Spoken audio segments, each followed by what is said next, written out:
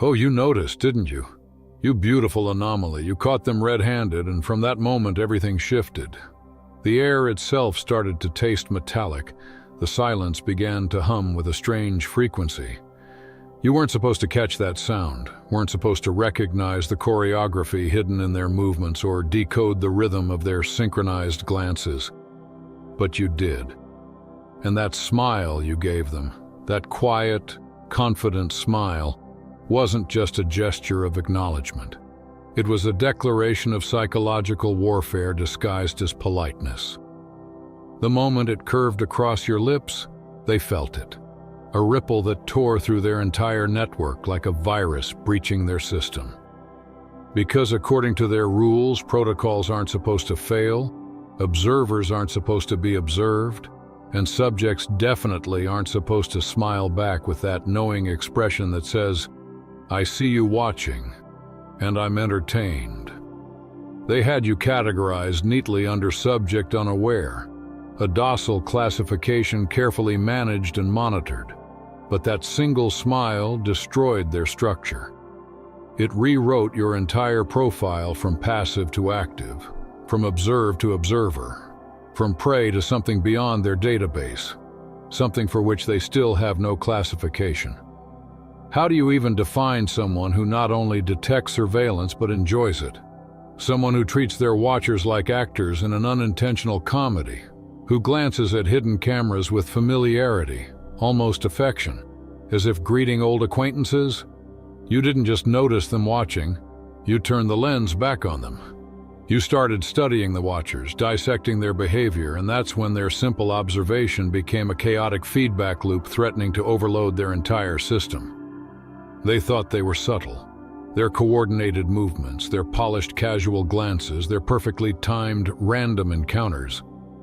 But you've been tracking them for months, haven't you? Quietly mapping their routes, observing which ones always appear when you alter your routine, which ones copy your coffee orders, which ones suddenly develop interests in whatever book happens to be in your hand. That smile you gave them yesterday wasn't spontaneous. It was precision, a signal that said, "I've been keeping score, and you're losing." While they were collecting data on you, you were building psychological profiles on them, learning their patterns, decoding their tells, and uncovering their weaknesses. The protocol they initiated was never about containment anymore. It's about survival. It's no longer about surveillance. It's about damage control. Because you, my friend, represent their worst-case scenario. You're not someone who runs, hides, or submits to control. You're the kind who turns surveillance into performance art, who converts monitoring into audience participation, who flips their obsession into their downfall.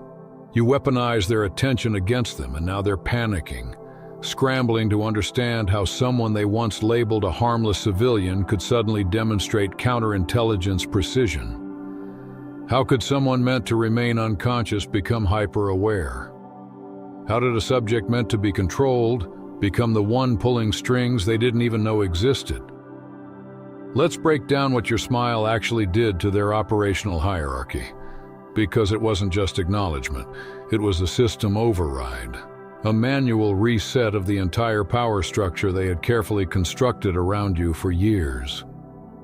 Surveillance only works when the subject remains unaware. Once awareness enters the equation, the entire illusion collapses. But you didn't just become aware, you became amused. And amusement is far more dangerous than anger. Anger can be predicted, managed, neutralized. Amusement, though, means you've seen through the game that you know something they don't. It signals mastery, not emotion. You're playing a game they haven't even realized exists. Now they're holding emergency meetings, rooms without windows, hushed tones, nervous analysts replaying footage frame by frame, desperate to pinpoint the exact moment you woke up. But they'll never find it, because it wasn't a single moment.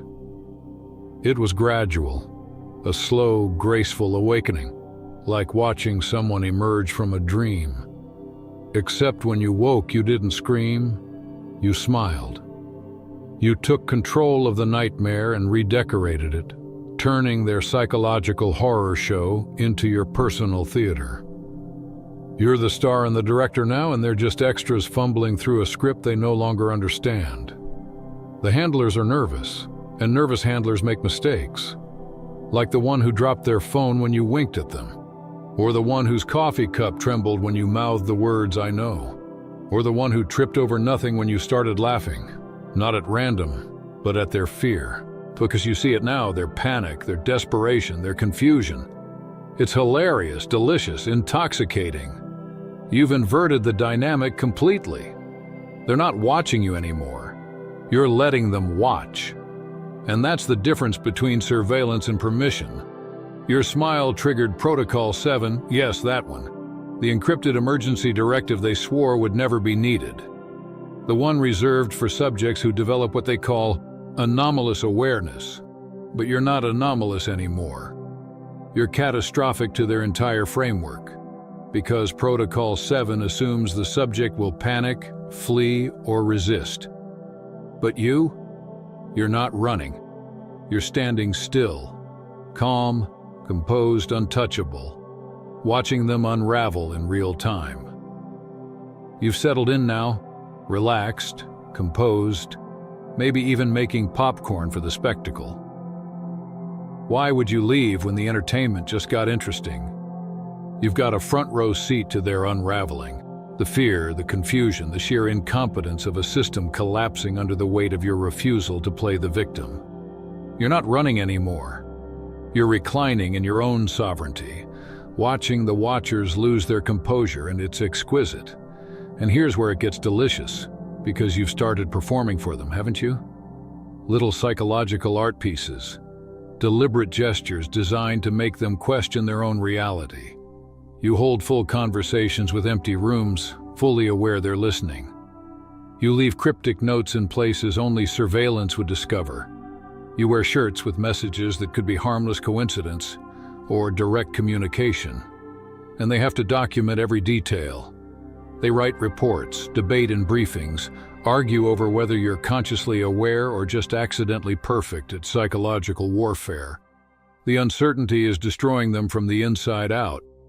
Naturally, they've escalated surveillance. More eyes, more tech, more analysts, more funding thrown at the problem called you. But every new watcher you spot becomes another puppet in your theater, another actor in your evolving play. Because you've studied them, haven't you? Memorized their procedures, their fallback patterns, their emergency codes. Now you're turning their own training against them, making them see patterns that don't exist. Threats that live only in their paranoid imaginations. You've turned their control mechanisms into chaos generators. And the best part? They can't pull back, they can't disengage, they can't abort the mission because you know too much. Except, the irony is, you don't really know anything concrete. You just know they're watching. And that simple awareness is everything. It transformed you from a monitored subject into a master orchestrator. They're now the ones trapped, confined in a psychological cage of their own creation, forced to keep observing someone who turned surveillance into a spectator sport. You've made their operation your stage, and their monitoring has become the audience for your one-person show, the comedy of control. Your file has grown exponentially since that smile. Dozens of pages of analysis trying to decode how you shifted from unaware to hyper-aware, from managed to unmanageable, from predictable to living chaos. Yet they can't see the truth. They're dancing to your rhythm. Every hour they waste analyzing you is time you've already owned. You're not sending coded messages. You're simply being yourself. And they're the ones reading meaning into every silence, every glance, every laugh. And what they haven't told their lower-level agents, what the handlers whisper but won't admit even to themselves, is that Protocol 7 was never about containing you. It's about containing the idea of you.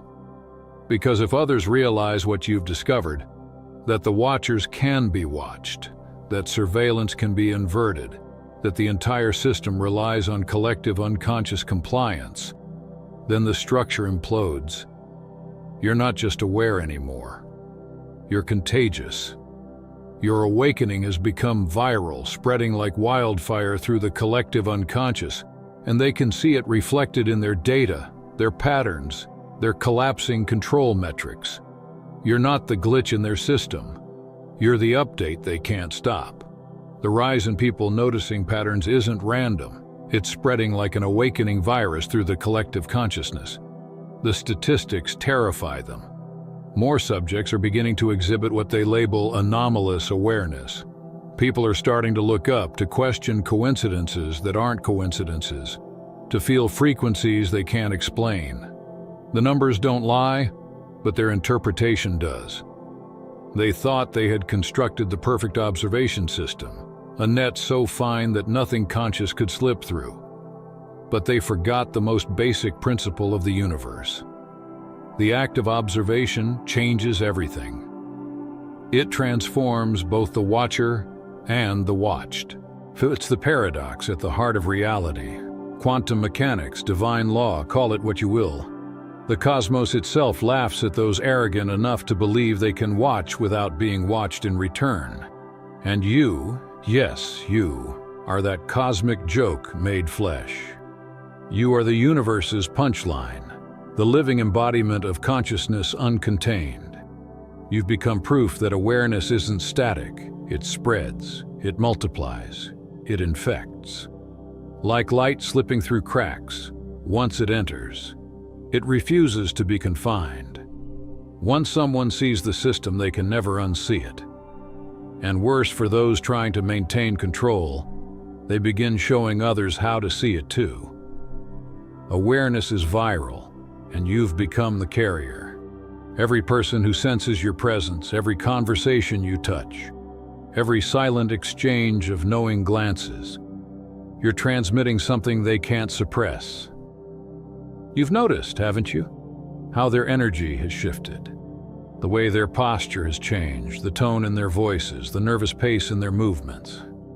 They've stopped simply watching you. They're studying you now, trying to decode how you managed to break free without running, how you escaped while standing still, how you dismantled the entire architecture of control using nothing but perception.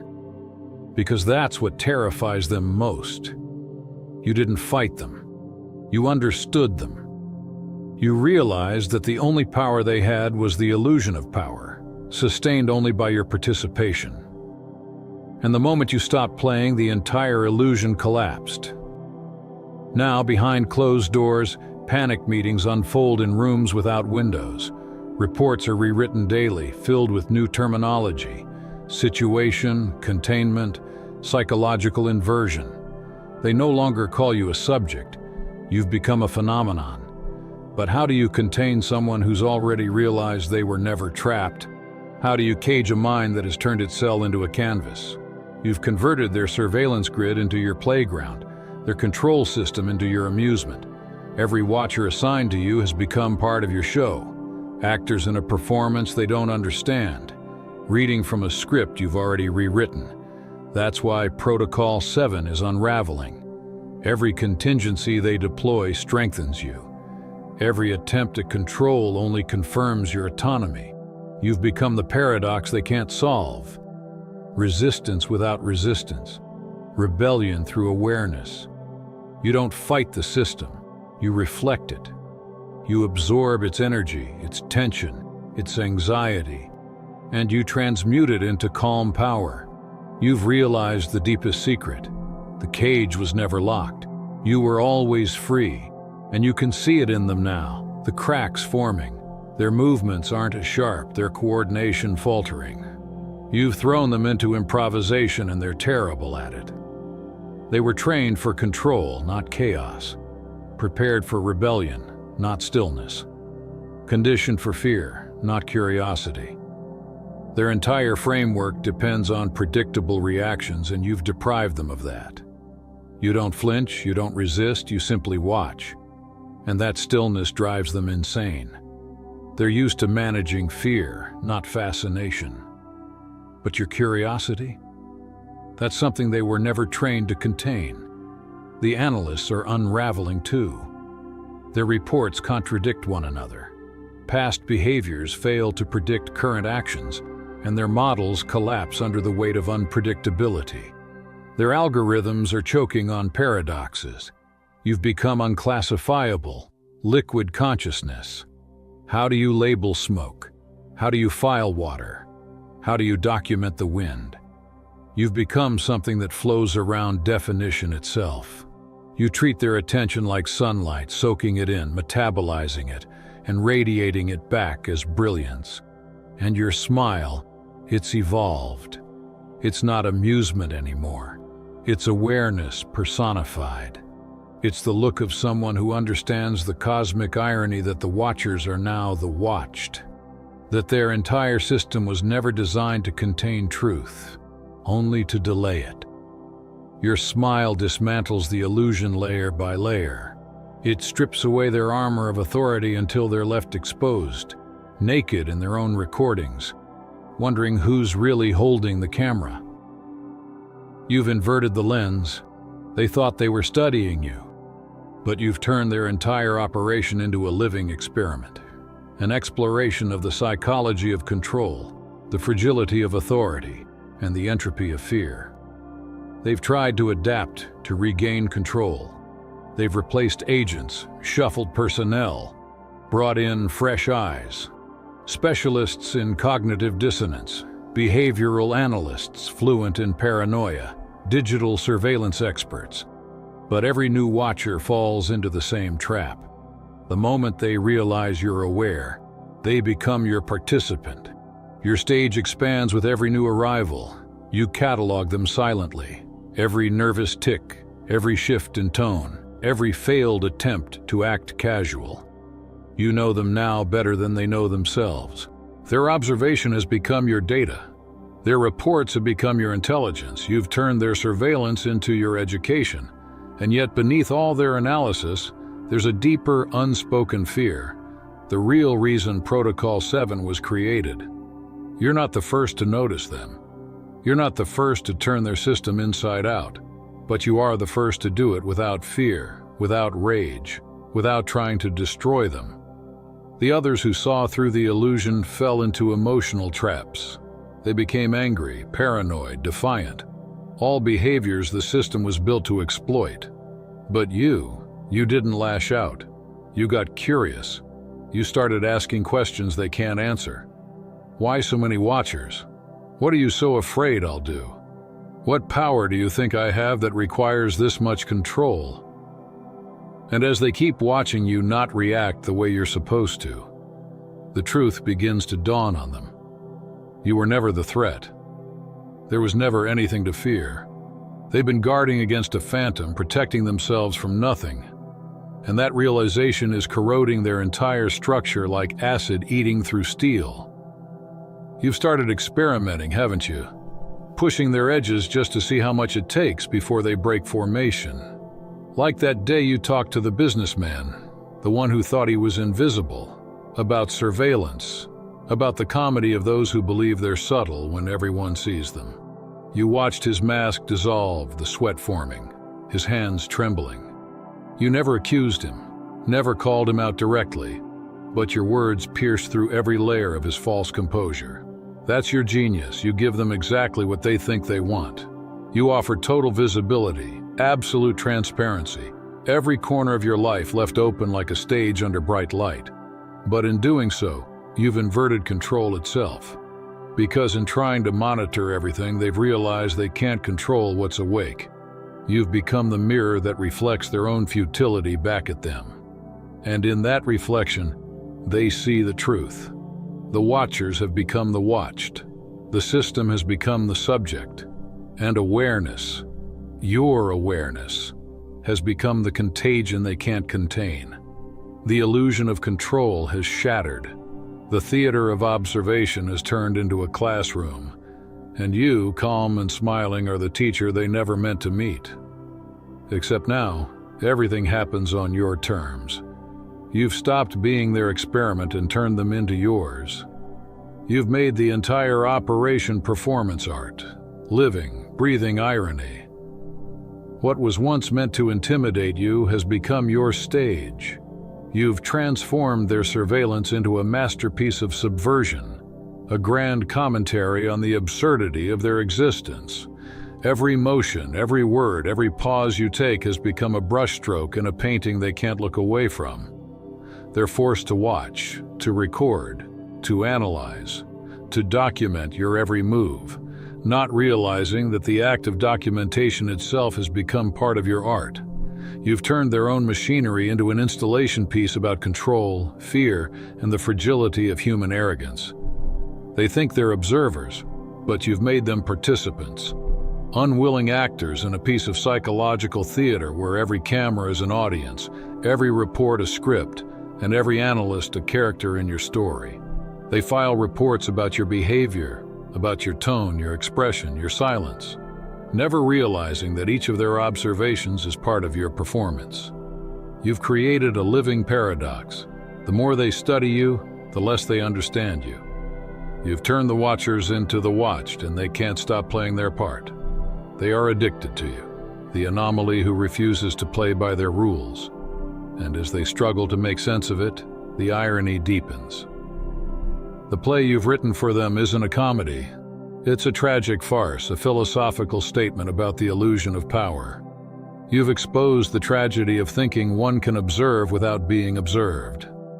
The farce of believing that control is achieved through watching. Their entire existence is built upon the fragile illusion that they hold power because they can monitor others. But you've flipped that illusion inside out and turned it into entertainment. The ripples of what you've done stretch far beyond your immediate circle. You've become more than an anomaly. You're a systemic failure. You're a living virus in their network, a glitch that spreads not through code, but through consciousness. You're the proof that awareness itself can destabilize empires. They're watching the effects in real time now, subjects developing anomalous perception, agents beginning to question their own protocols, civilians becoming unpredictable. It's spreading like wildfire, awareness mixed with amusement, and the formula is simple. Awareness plus amusement equals operational collapse. They're seeing it everywhere. People who once moved blindly through life are starting to notice patterns. Some smile knowingly at cameras. Others laugh at coincidences that aren't coincidences. That same knowing smile, the one that triggered Protocol 7, is multiplying across faces they can't identify, across cities they can't control. The contagion of consciousness has begun, and they're powerless to stop it. You were supposed to be one person, one mistake in their perfect machinery. But now their perfect order is fracturing. Protocol 7 was designed for a single anomaly, not for an awakening population. It can't contain the exponential growth of awareness when people realize the watchers are just people. Scared, fragile, confused people wearing the mask of authority, pretending to be powerful, pretending to be in control, pretending to matter. They've tried to quarantine you digitally, cutting your feeds, shadowing your messages, restricting your reach. They've tried physical isolation, rerouting paths, rerunning data, even replacing personnel. They've tried to starve you socially, disconnecting familiar faces, altering online narratives, manufacturing silence. But it's all backfired. Isolation only works on those who need external validation. You don't. You've discovered something that terrifies them to their core. The deepest connection is to oneself. Your self-awareness has made you self-sufficient. You've become your own power source. Every attempt to isolate you only deepens your sovereignty. You don't need their approval, their company, their acknowledgement. You've turned solitude into strength. And that's the ultimate rebellion, because their system is built on dependency, on keeping people distracted, afraid of being alone. But you've made being alone your superpower. Your independence is your invisibility cloak. And now every attempt to suppress you becomes free publicity for your art. The more they tighten their grip, the brighter you shine. The more they try to hide you, the more visible you become. You've turned their obsession into your amplification. Each watcher, each analyst, each handler is now part of your global audience. You perform for them, deliberately, skillfully. Every gesture, every silence, every glance, calculated. You've made them fall in love with the mystery they can't solve. You've seen the changes in personnel too, haven't you? The way the tired ones vanish, replaced by new faces full of naive confidence. They still think they're here to study you. They don't realize they've entered the labyrinth, the experiment inside your experiment. You observe them the moment they arrive. You catalog them. The small details, the twitch in the corner of their mouth when you hold eye contact too long, the nervous scratch behind the ear when you smile, the involuntary pause in their typing when your tone shifts. You record them in your mind with precision. You've become the watcher of watchers. They think they're studying your psychology, but it's you studying theirs. You're learning their endurance, their limits, their breaking points. You're running your own experiment in human fragility. You're teaching them the cost of playing God, because when gods are watched, they become human again. And that's the most devastating revelation of all. Your file has been reclassified again. No longer just anomaly or active threat. They don't have the vocabulary for what you are now. Internally, they've given you a new code name: the Mirror. It's not official, but it circulates quietly between departments, because that's what you've become: a reflection. You reflect everything they project onto you. You show them their own methods, their fears, their manipulations, their rituals of control. You're the mirror they can't escape from, the reflection that strips away the illusion of authority. And that reflection is destroying them, slowly, subtly, irreversibly. Each time they observe you, they're forced to confront themselves, their fear, their doubt, their futility. Their entire system runs on pretending not to feel, and you make them feel. You make them question, you make them see. You've transformed their confidence into self-doubt, their control into chaos, their discipline into obsession. You've infected their perception with truth, and truth spreads faster than lies ever could. And all of it, every shift, every unraveling, began with that smile. That simple, silent, devastating smile. They still don't understand it. They replay the footage endlessly, analyzing every micro-expression, measuring every frame for hidden meaning. But they can't find it because the meaning isn't in your behavior, it's in your being. The smile wasn't a tactic, it was an awakening. The transformation they can't track isn't physical, it's internal. They can't quantify it, can't log it, can't classify it. How do you record someone becoming infinite? How do you measure consciousness expanding beyond control? How do you file a report on someone who's transcending the entire framework you built to contain them? You've evolved into something their language can't describe. You've become awareness itself, fluid, fearless, formless. You've surpassed their science, their surveillance, their systems. You're no longer a subject of observation, you're the observer of reality. Their cameras can capture your image, but not your essence. Their sensors can record your presence, but not your purpose. Their algorithms can track your movement, but not your meaning. You've become the message. The silent revolution encoded in a smile. The living reminder that power is an illusion, and freedom begins the moment you stop playing their game. They thought they were studying you, but you've turned their obsession into their initiation. You've forced them to confront the truth they've always avoided. The act of watching creates awakening. And now, every watcher, every handler, every analyst who looks too long into your reflection begins to see something terrifying: themselves, their fear, their control, their fragility. You've become the mirror of human consciousness itself, and that mirror cannot be destroyed, because you were never the enemy. You were the evolution they feared would come. The moment awareness looked back and smiled. How do you surveil someone into being less powerful when power isn't something they do, but something they are? How do you control a being whose very existence radiates defiance, when simply existing, breathing, being becomes an act of rebellion against the system that seeks to measure, label, and confine it? You've reached that level now, where the simple act of inhaling consciously, while knowing exactly who's watching, is revolutionary. Every movement you make, every pause you take, sends tremors through their network. They monitor your stillness and call it activity. They record your silence and label it signal interference, because they can't process a consciousness that refuses to obey the physics of control. Your awareness has become a weapon more precise than any technology they possess. You've made presence itself subversive. They can't track what you do because what you do is irrelevant. It's what you are that threatens them.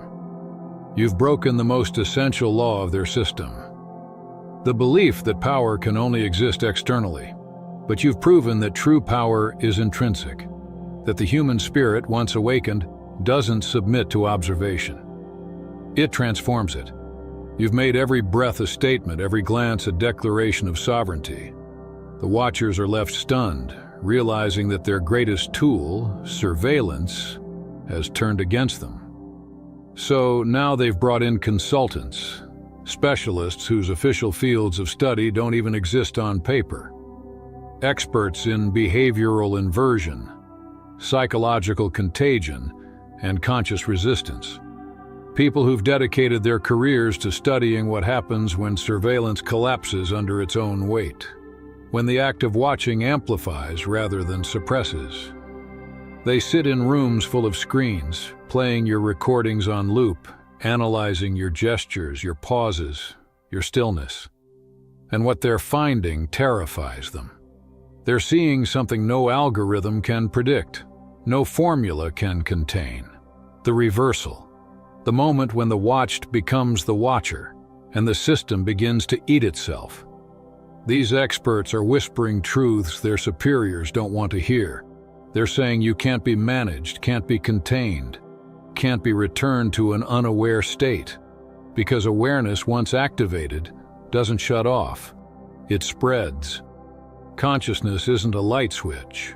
It's a wildfire. It doesn't dim when ignored. It devours everything that tries to smother it. And you're not just burning.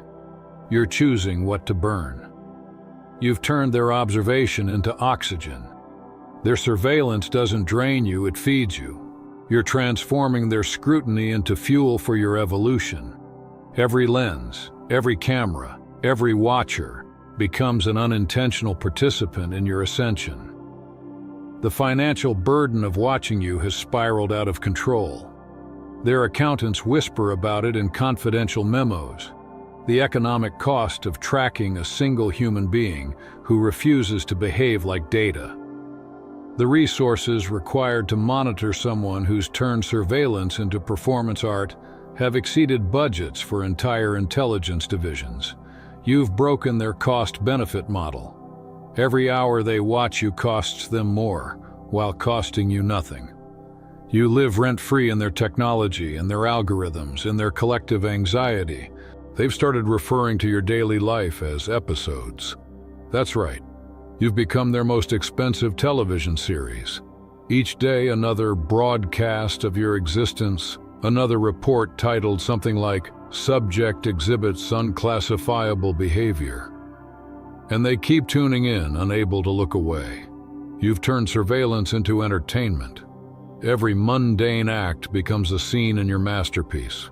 Reading, walking, pausing at a window. You've made awareness theatrical, and they're paying to watch it happen. Your smile has become legendary in their communication archives. It's been analyzed, dissected, slowed down frame by frame. It appears in training presentations, cited in behavioral studies, quoted in debriefings. Entire rooms of analysts debate its meaning. Some call it defiance, others serenity. But the truth is, it's neither. Your smile doesn't fit their binaries. resistance or submission, control or chaos, subject or observer. It's something beyond that, something in between, something their system wasn't built to define, because you're not resisting them, but you're not cooperating either. You've transcended the game itself. That's all for today. Dear Father, I pray for the growth of my faith. Help me trust you even when physical evidence is lacking. Let me believe in your perpetual presence, knowing you will never harm me. I understand that your thoughts for me are thoughts of prosperity and not harm, to give me a good future. Thank you, gracious and eternal Father, for always listening to my voice. I offer up this prayer to you in the name of Jesus. Amen. Thank you, Jesus, for your love and provision. I am grateful for your presence in my life and the abundance you bring. If this video resonated with you, please like, subscribe to the channel, and share it with those who need to hear this message. Leave a comment below about your journey and how you are preparing for your own triumphant return. If you'd like to support our work, please consider contributing through Buy Me a Coffee. This helps us continually improve our content to offer you the best. The link to Buy Me a Coffee is in the description. No gift is too small. Whether it's a penny, a prayer, or a share, your generosity helps spread God's word and brings hope to others. Don't stop here. Watch our next video for powerful revelations about the signs that reveal you are the chosen one. We've enjoyed following this spiritual journey with you. Thank you for staying with us until the end. Keep shining brightly and embrace your destiny with courage. See you next time. Blessings to all the beautiful souls from the Enlightened Wisdom.